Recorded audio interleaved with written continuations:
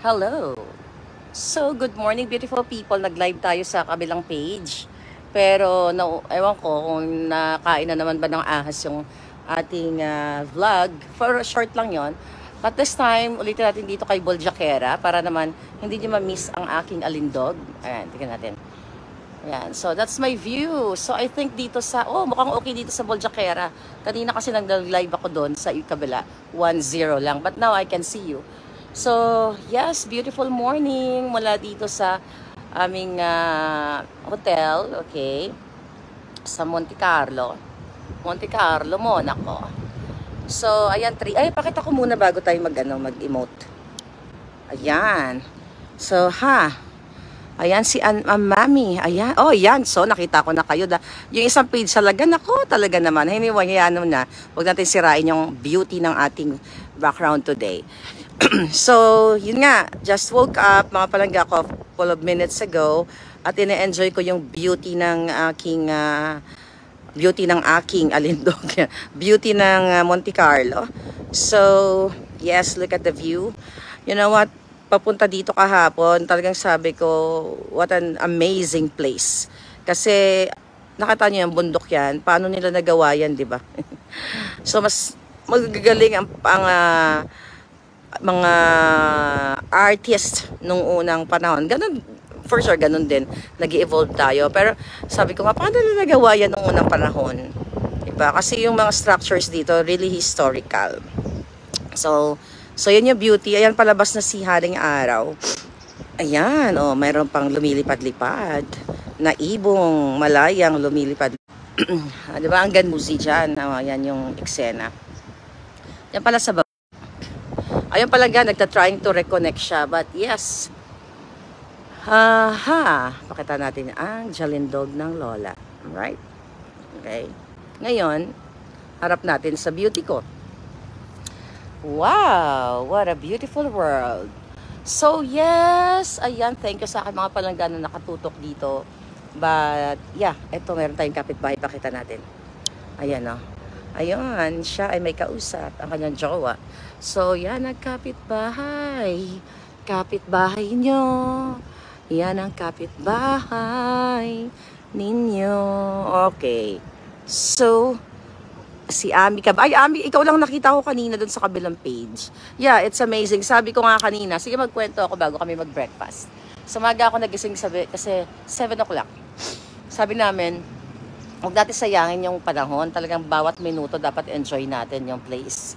So, syempre, kasama kayo nag-enjoy.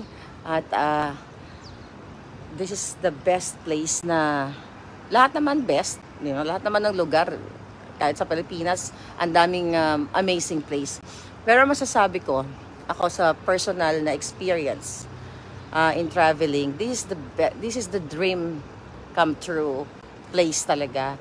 Kasi even nung ako'y bagets pa, nung hindi pa ako nakakaapak ng Amerika, syempre, di ba, you get a chance to Google, naghahanap ka ng mga bagay, sa internet. So, at ito yung isa sa pangarap ko. Sabi ko, one day, pupunta ako dyan at rarampa ang alindog ko.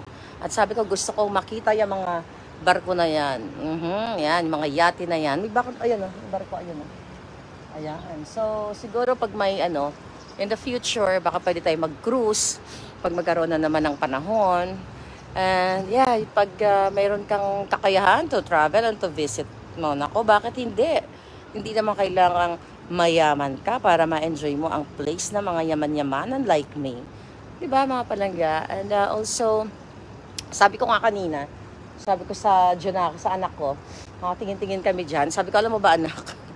Nung bata ako, yung nasasakyan ko na yung bangka, yung baruto, baruto.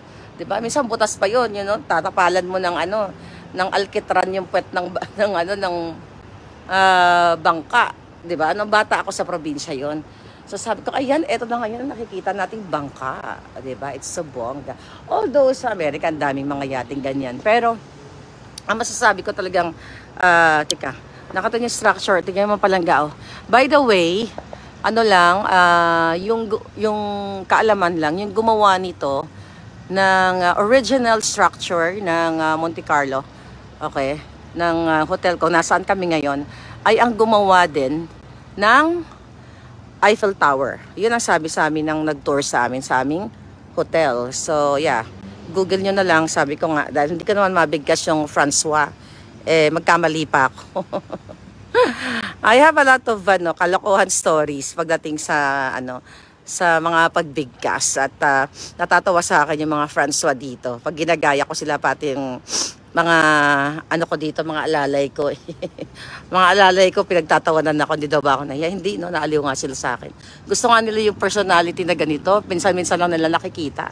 Exotic, di ba? Oh, ha? Yes. Bonjour, madam, sabi ni Shin. Okay, yeah, bonjour, Shin. Ayan. So, ano ba? Ano ba sabihin natin? Well, madalas ako ninilay-nilay sa mga bagay-bagay sa buhay. Masarap mangarap, no? Imagine mo, halos lahat ng pangarap ko narating ko na. 'Di ba? Yung hindi ko lang narating yung magiging magnanakaw sa bayan. Kasi hindi ko naman talaga pangarap 'yun. Yeah, dati nangarap ako. Ay, pupunta ako ng Amerika. Tapos sabi ko, ay, sasakay ako dyan sa barko na yan. So, nakasakay na tayo ng mga barko malalaki. Ay, pupunta ako dyan sa Monaco na yan. Yun. So, I think I'm okay. Diba? But of course, hindi tayo titigil sa pagta-travel. Hanggat kaya nating mag-travel. Hanggat kaya, hanggat may budget. So, kung nasa Europa ka, and, meron kang chance, go for it talaga. You save, pag-ipunan mo ng bonggang-bongga, you stay 2 days, 2 nights, 3 or 4. Why not? Choknat. Yan. Dati yan lang ang kinakain ko, choknat. Hanggang ngayon, favorite ko yan.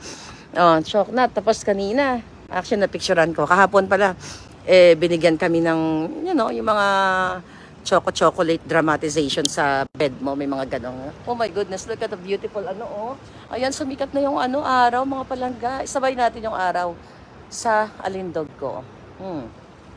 What a beautiful morning.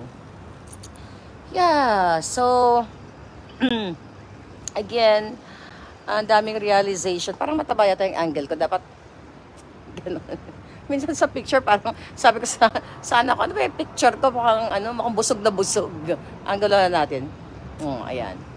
So, yeah, sa buhay ng tao, kailangan talagang huwag kang magnakaw sa gobyerno, katulad ni Smugs. Diba? Masarap mag-enjoy ng matutulog ka sa sarili mo na wala kang pisong ninakaw sa kahit kanino. Sa kahit kaninong tao, o lalo na sa kaban ng bayan. Yun yung importante dapat. Tiyan mo yung mga politikong mga magnanakaw. Hindi yan sila maka-flex. Hindi maka-flex sa mga politiko. Totoo yun, di ba? Mag-flex man yan, patago, sila lang. Hindi nila ma-publicize. Agree? Kasi the reason why hindi nila ma-flex, dahil sisilipan sila ng taong bayan saan ka kumuha ng pinanggastos mo. Di ba? Saan mo ninakaw. So, hindi sila maka-flex. Unlike tayo, di ba? People OFW o nasa abroad, ay pwede tayong mag-flex. Kasi wala silang masilip sa atin na nagnakaw tayo sa kaban ng bayan. Yung mga kawatan, di ba, hindi sila nahiya, tinatago nila. Kasi takot silang takot silang ma-audit natin. So, sa akin lang naman, if your pera mo, bakit ka natatakot? Pero definitely, itatago nila yung mga visit nila. Kasi nga, takot sila sa sarili nilang multo sa kanilang pagnanakaw. So, yeah, I think yun yung pagkakaiba sa mga nagnakaw at saka sa hindi sa kaban ng bayan, right? Ayan, enjoy nyo uli. Ang alindog ko. Oh my goodness, ang ganda ng view talaga. Di ba, palangga? Hindi nila maipagmalaki. Kasi kahit kailan, hindi mo maipagmamalaki ang pagnanakaw. Kaya dapat lipulin na lahat ng mga yan. You know what, I promise, sabi ko, ayoko magsalita tungkol sa politika. But since kilala nyo naman ako doon, so what the heck, di ba? At least ito yung sinasabi natin dito. Yeah.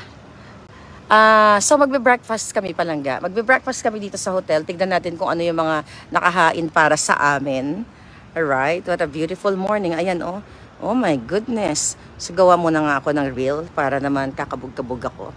Alright, so yeah, pag may katanungan kayo about whatever, tungkol dito sa Monaco, how to travel. For sure, Googleable naman ang lahat ng bagay.